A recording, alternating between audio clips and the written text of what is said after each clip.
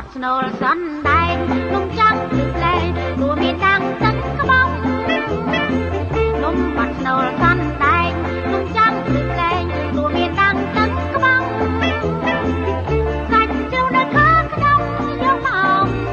ទីនឹងសណ្ដែកបាយធ្វើស្នូលអន្សមជ្រូកសំស្ដាយយើងស្រាប់បាយនឹងធ្វើប៉ុន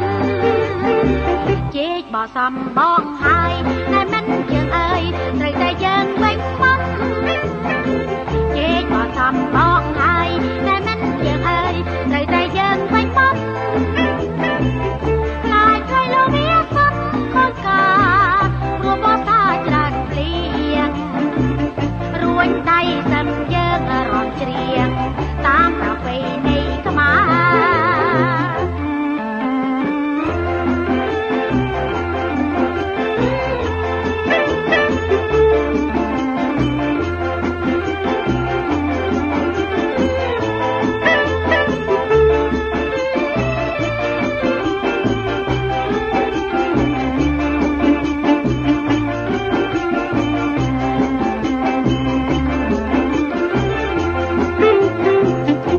មកមិនយើងអើយខាត់តែជុំហើយនាំគ្នាវិញអត់សោ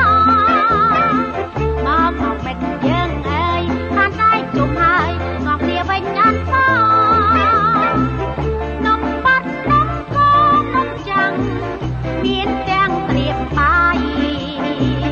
នំកូនសារាយខ្សែឆាយមានទាំងបាយបំរុងនំបាត់ស្នូលសណ្ដែកនំចាំងឬផ្លែព្រោះមានដាំងទឹកក្បោង